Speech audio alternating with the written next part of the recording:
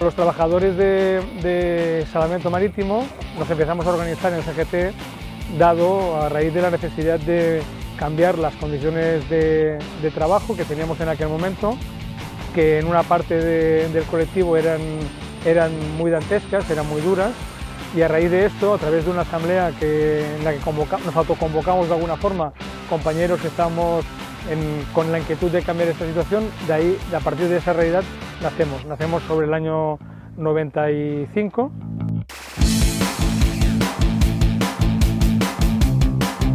Fue tan grande que al caer llegó hasta aquel banco de allí, su copa. Vi a mis compañeros de la poda cómo estaban recogiendo los restos de ramas podridas que quedaban en el suelo, había barrenderos de otras contratas limpiando, y en ese momento vi cómo también estaba ahí el jefe de servicio de sostenibilidad, Javier Márquez.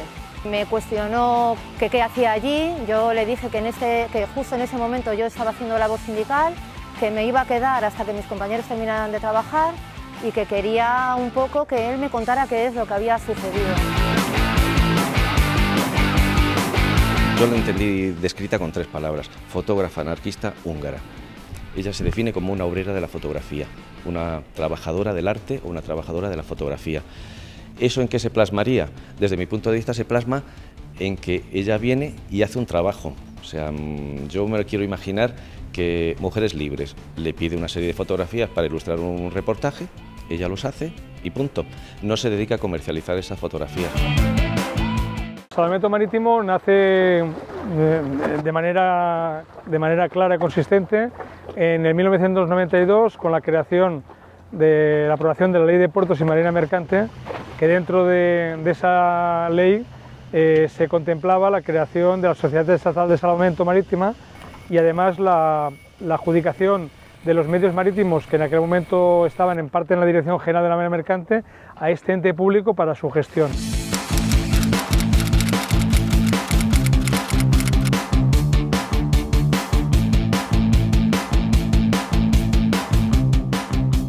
Era la necesidad de dotarnos de un servicio de salvamento de vidas humanas para cumplir, entre otras cosas, con los convenios internacionales al respecto, puesto que España carecía en aquel momento de una organización capaz de cumplirlos completamente, ¿no?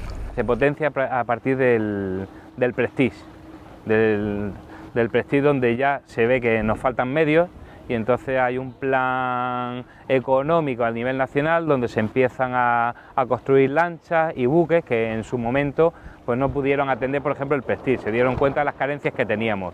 A día de hoy, Salvamento Marítimo puede ser una de las potencias a nivel de salvamento marítimo, a nivel por lo menos europeo. Ya no te digo mundial, pero a nivel europeo es un referente. Hay que pensar que el área que cubre SAR España es varias veces el territorio estatal, ¿no? Va mucho más allá incluso de lo que serían las propias zonas económicas o la mar territorial propia nuestra, ¿no?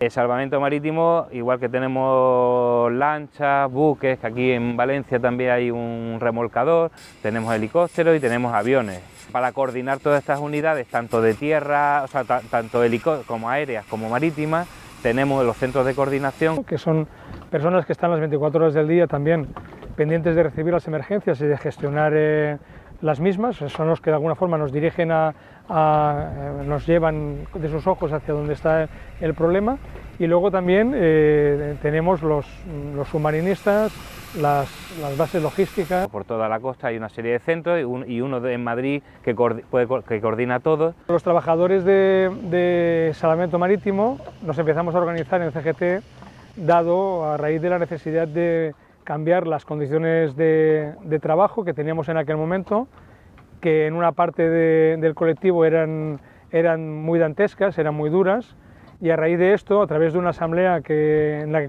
nos autoconvocamos de alguna forma, compañeros que estábamos con la inquietud de cambiar esta situación, a partir de esa realidad nacemos sobre el año 95. En aquel momento, estoy hablando de las salvamares, que eran las unidades con mayor número que habían, embarcaciones de intervención rápida, como la que tenéis aquí, de 15 y de 20 metros.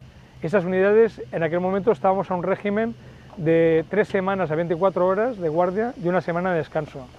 En el conjunto de la evolución que estamos hablando de lo que ha ocurrido en el salvamento marítimo, también en positivo, hay que añadir que se ha conseguido una cosa, yo creo que en parte fruto del trabajo que ha hecho la Confederación General del Trabajo en ese sector, pero también pues a fruto de todo, de las casualidades, de la ayuda, ¿no? Evidentemente no va a ser todo mérito propio, pero lo que sí que es cierto es que hemos conseguido pasar de ser personal de una SA, me estoy refiriendo al personal de flota, de una SA de capital público, a ser personal laboral de la entidad pública empresarial. Es decir, de alguna forma hemos hecho un camino inverso del que lamentablemente estamos viendo en muchos servicios públicos, ¿no? En las unidades aéreas los helicópteros están un poco también defensos, son unidades que dependen de una empresa privada y se quedan un poco en el aire, no tendrían que estar dentro, digamos, de lo que es la administración, igual que nosotros, ser personal de SASEMAR, no de una empresa privada, y están un poco desprotegidos. Increíblemente, cuando los medios materiales, es decir, lo más caro, que son los helicópteros y los aviones, pertenecen a la administración, los medios personales están gestionados por una empresa privada, ¿no? Es decir, sería necesario, vamos, nos parece de ley, y que estos compañeros también formarán parte de las sociedades de salvamento. Hay que añadir que estos tienen también un problema muy serio, como nos ocurre a nosotros. Hay que pensar que son actividades que necesitas una forma física, vamos, buena, por no decir, no hace falta ser, quizá en nuestro caso no tanto, pero en su caso yo diría que hay que ser atletas, en donde la edad juega un papel fundamental, la edad y muchas veces las circunstancias que ha dado la vida. Hay compañeros que han tenido que coger una incapacidad porque en un servicio pues se han dado un golpe y han tenido 2 hernias discales. Esas personas no tienen posibilidad ahora actualmente de una recolocación o de poder continuar una vida laboral activa en algo que se han dejado la piel, se han dejado más allá de lo que se les puede pagar, y en cambio actualmente pues si no sirves para eso, el camino que tienes es irte a la calle, ¿no? Eso yo creo que es una deuda que la Sociedad Estatal de Salvamento y todos tenemos con estas personas, de que mañana puedan tener una recolocación y una jubilación digna, ¿no? Cuando se hizo el proceso de integración no hubo previsión de cómo entrábamos el personal que estábamos trabajando en esa SA. Entonces estamos en un limbo en cuanto a que somos personal laboral a extinguir, que se llama.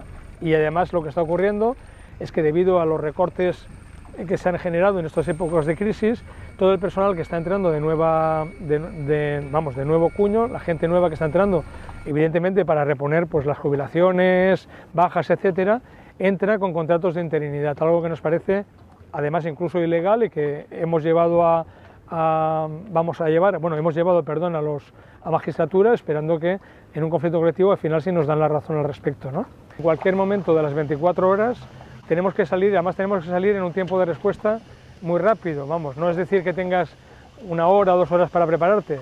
Esa salida nosotros vivimos con una bolsita preparada en que en cualquier momento, en 15 minutos, tenemos que estar saliendo con la embarcación a la mano a resolver pues cualquier percance que pueda ocurrir. Falta tripulación, estamos con los mínimos, según Marina Mercante te exige unos mínimos para que los barcos puedan ser tripulados. Vamos 3 tripulantes porque yo soy trabajador de una de ellas, soy el responsable de la unidad, el patrón, y luego además está el mecánico y está el marinero, ¿no?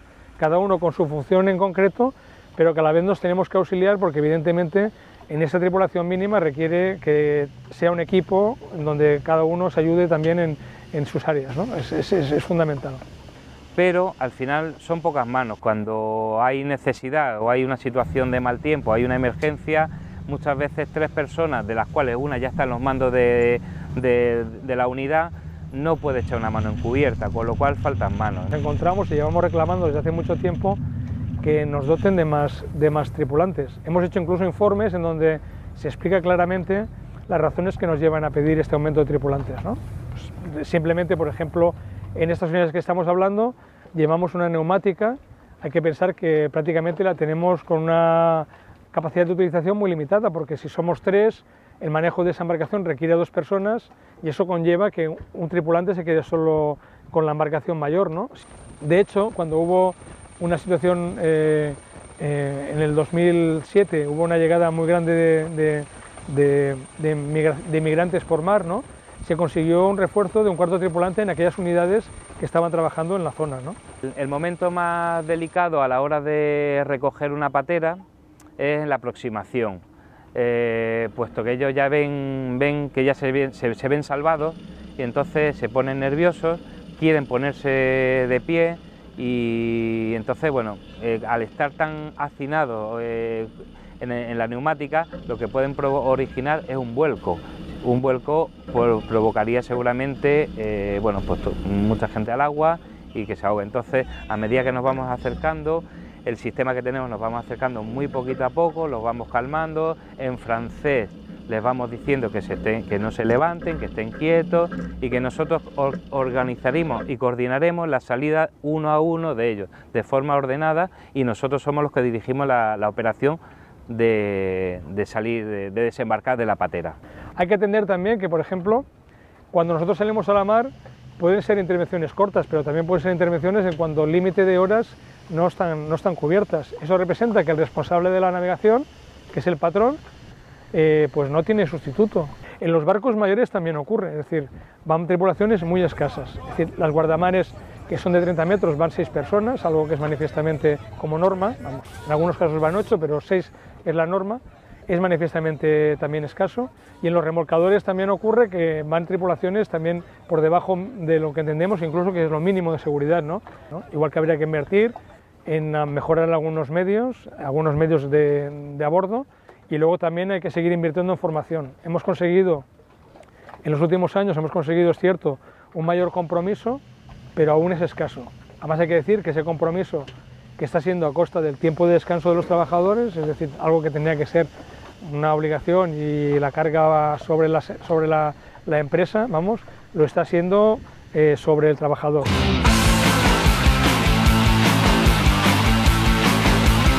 Fue tan grande que al caer llegó hasta aquel banco de allí, su copa. Vi a mis compañeros de la poda cómo estaban recogiendo los restos de ramas podridas que quedaban en el suelo, había barrenderos de otras contratas limpiando, y en ese momento vi cómo también estaba ahí el jefe de servicio de sostenibilidad, Javier Márquez. Me cuestionó que qué hacía allí, yo le dije que justo en ese momento yo estaba haciendo labor sindical, que me iba a quedar hasta que mis compañeros terminaran de trabajar, y que quería un poco que él me contara qué es lo que había sucedido. Yo la entendí descrita con 3 palabras: fotógrafa anarquista húngara. Ella se define como una obrera de la fotografía, una trabajadora del arte o una trabajadora de la fotografía. ¿Eso en qué se plasmaría?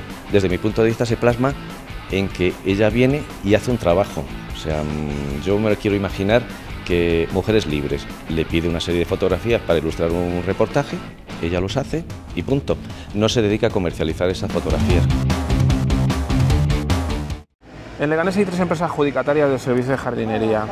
Altenia es la empresa que tiene la concesión que cubre, digamos, la mayor superficie del ayuntamiento y que tiene más trabajadores dentro del servicio de parques y jardines. Y aquí en particular en Leganés llegó con una oferta de un 28% de rebaja sobre el presupuesto inicial de licitación, un pliego de condiciones que se aprobó en la anterior legislatura cuando aún gobernaba el Partido Popular. A día de hoy va a hacer casi un año desde que está Altenia en este servicio, y desde entonces el servicio se ha precarizado notablemente. Hay determinados conceptos salariales y de condiciones sociales que Altenia no quiere respetar, y sobre todo bueno, pues hay un proceso de persecución sindical que se ha ido manteniendo en el tiempo hasta acabar con una sanción de 19 días de empleo y sueldo a nuestra compañera Carmen Carvajal, precisamente porque el mantenimiento está afectando al servicio. Y el 15 de junio de este mismo año hubo un accidente donde un árbol de grandes dimensiones se partió y la mayor parte de la copa del árbol cayó sobre varios vecinos y vecinas en la avenida Juan Carlos I de Leganés. 3 de ellos necesitaron atención hospitalaria. Este es el olmo siberiano, que el día 15 de junio por la tarde se desprendió su rama más grande. Es una rama condominante que es la más grande de las 2 que quedan. Fue tan grande que al caer pues llegó hasta aquel banco de allí, su copa. En la mitad del camino había una mesa con gente jugando a las cartas y luego la copa se quedó apoyada en este banco. En este banco había 3 miembros de una misma familia, de una abuela con 81 años con Alzheimer, la cuidadora y una de las hijas. Luego en esta mesa había vecinos jugando a las cartas.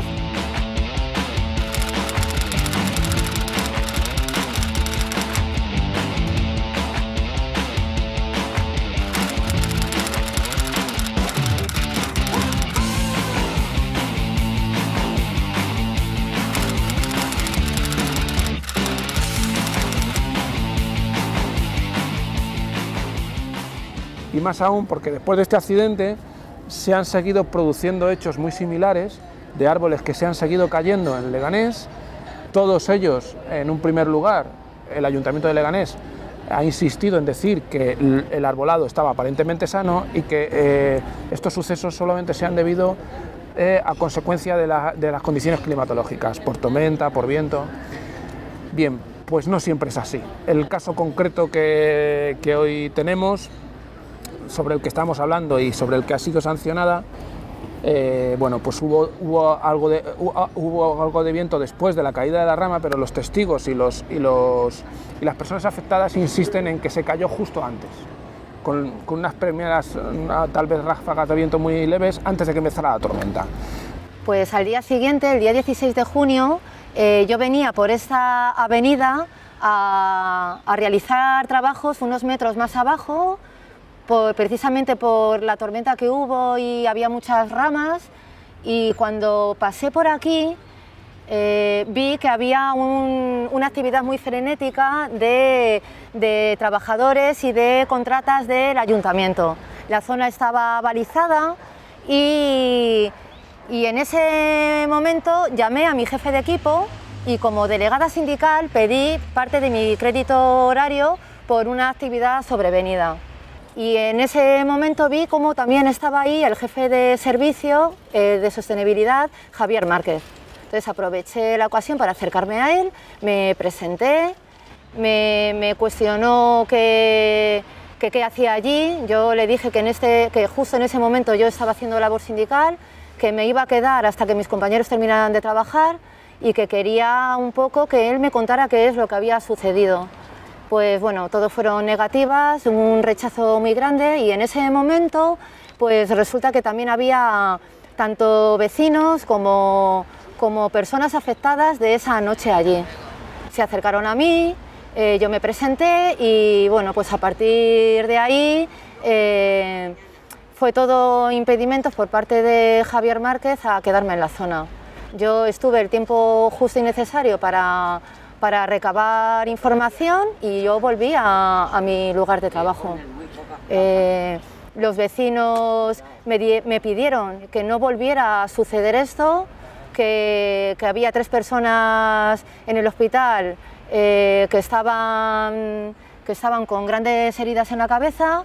Yo me quise despedir de Javier Márquez diciéndole que ya me iba, y él pues me dijo que mi actitud no había sido buena y que él tomaría, bueno, me dijo en sus palabras yo ya he hecho lo que tenía que hacer. Y nada, pues efectivamente a los días pues recibí una sanción, un escrito de sanción por parte de mi empresa. Él va buscando en todo momento que ella se marchara, que se alejara del lugar, sobre todo porque era claramente un testigo incómodo y no les interesaba que se aireara el asunto. Ellos querían recoger la leña rápidamente y eliminar las pruebas. En esa leña se podía comprobar perfectamente que el árbol no estaba sano, que estaba podrido y que mostraba claros síntomas de una atención claramente deficitaria por parte de la contrata.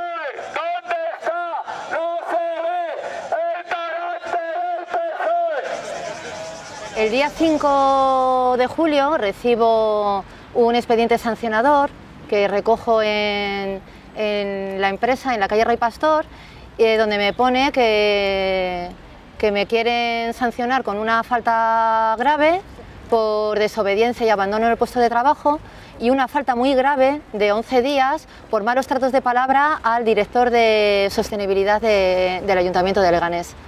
Si esto es el 5, el día 7 yo entrego los escritos y lo entrego a las 10:30 de la mañana y a la 1:30 ya está la empresa dándome la sanción.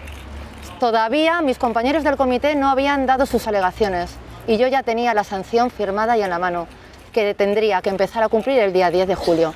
Y así fue, mi sanción ha durado del 10 de julio hasta el día 28 de julio. A partir del momento en el que tenemos conocimiento de que Carmen ha sido sancionada, ponemos en marcha toda una batería de medidas para dar respuesta desde el sindicato a esta sanción.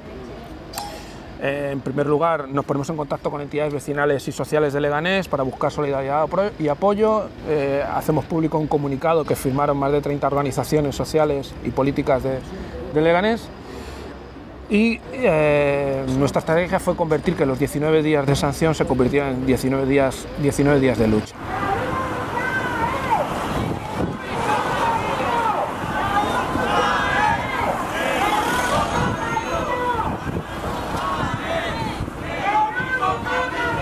Estoy aquí porque estoy en contra de lo ocurrido con Carmen y para que además tengan un poco más lo que es medio ambiente, porque los árboles están ocurriendo no solo en estos, en otros muchos, y sobre todo es muy injusto, repito, lo que están haciendo con Carmen.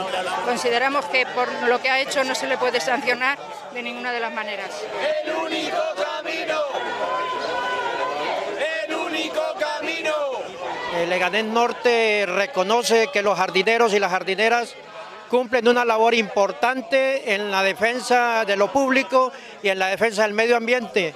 Y yo creo que por eso se les ha sancionado, porque han denunciado el abandono que tiene el ayuntamiento del arbolado público. Otra cuestión que no me ha dado tiempo a decir en otra intervención, que no se ha sacado, creo, y creo que también es muy grave y hay que señalarlo. La actitud que están denunciando las víctimas afectadas del accidente de la caída de la rama es ya de por sí otro motivo para cesar al señor Márquez. Además de todo lo que se ha comentado de las contratas y todas las cosas que habría que comentar de las contratas que no dan tiempo en un pleno que sería para escribir un libro. Miren, como sabemos que no van a cesar al señor Márquez y al señor Miguel García Rey, hoy vamos aquí a reprobar esas actitudes el resto del pleno, votando a favor de esta moción.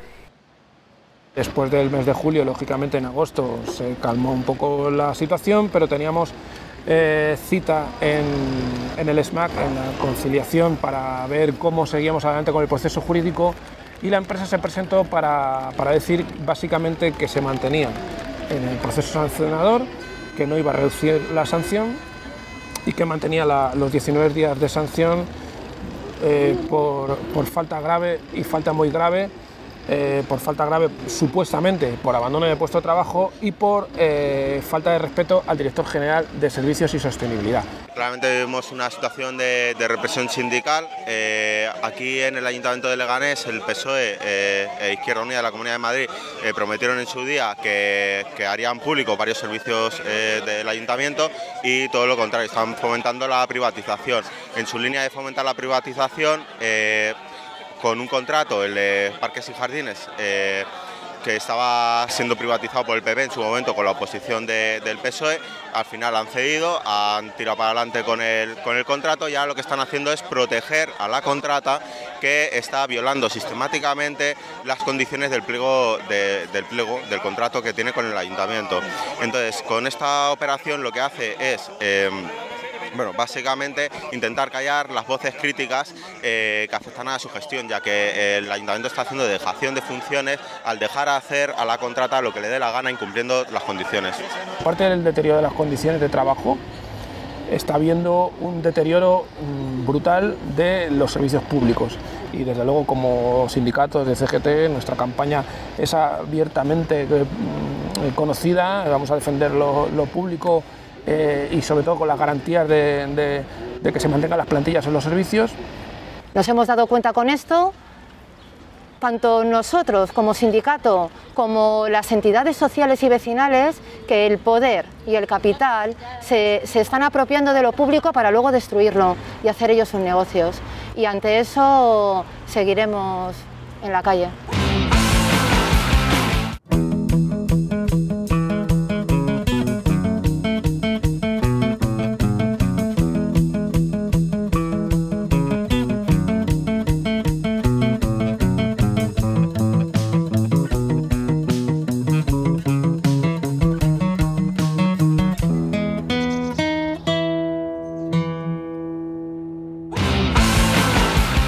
Yo lo entendí descrita con 3 palabras: fotógrafa anarquista húngara.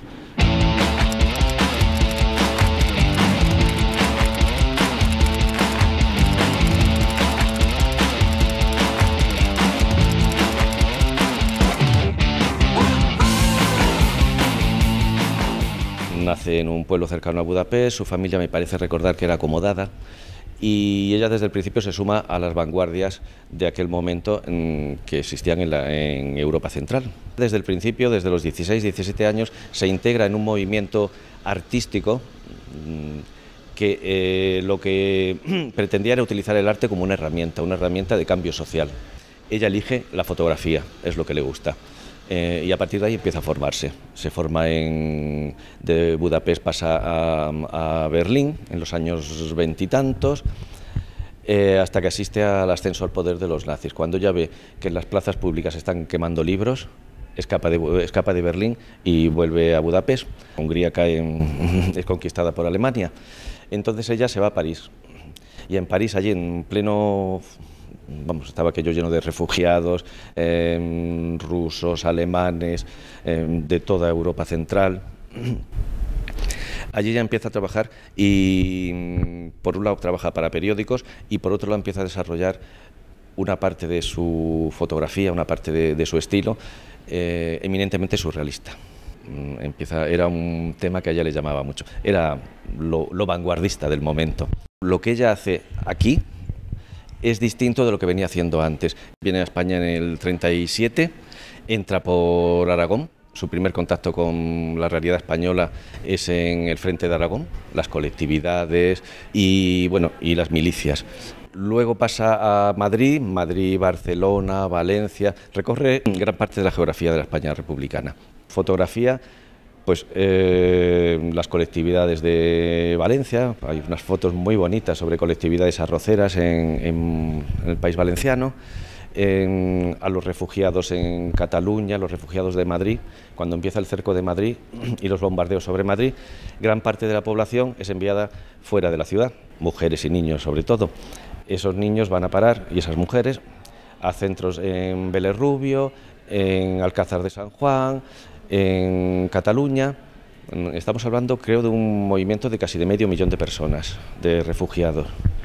Y los testimonios que tenemos de refugiados se deben sobre todo a ella. Tenía una gran sensibilidad. Son esas fotos donde aparecen madres dando de mamar a sus hijos, niños jugando. Lo que actúa es como retratista de la realidad social de aquel momento, retratista mayormente de la retaguardia. No nos muestra imágenes efectistas de guerra, no nos muestra imágenes que conmuevan por su violencia. En la mayor parte de sus fotos, casi todas sus fotos, se percibe una complicidad, o sea, no toma fotos sin pedir permiso. Es gente a la que le dice, te voy a hacer una foto, y hay una complicidad entre el retratado o retratada y ella. En general, sí hay una relación, un consentimiento, no es una foto robada. La importancia de estas fotos, de esta etapa de ella, es que nos da una imagen del país, una imagen de la guerra, que no es la normal. Es una pieza más en el mosaico de la reconstrucción de la memoria histórica. Para nosotros ese era uno de sus valores, aparte de que fuese mujer. No hay muchas mujeres fotoreporteras de guerra. Ella empieza a trabajar para publicaciones anarquistas, empieza a trabajar para Mujeres Libres, para Umbral, para una serie de revistas anarquistas. Fue la primera vez que un conflicto bélico, la Guerra Civil Española, fue la primera vez que un conflicto bélico atrajo tal cantidad de informadores. Vienen en masa, viene el Robert Capa, viene Tina Mondori, la Gerda Taro y un montón más. Entonces ella es diferente a esta gente y ahí es donde cobra sentido la expresión que ella utiliza para definirse, Ella se define como una obrera de la fotografía, una trabajadora del arte o una trabajadora de la fotografía.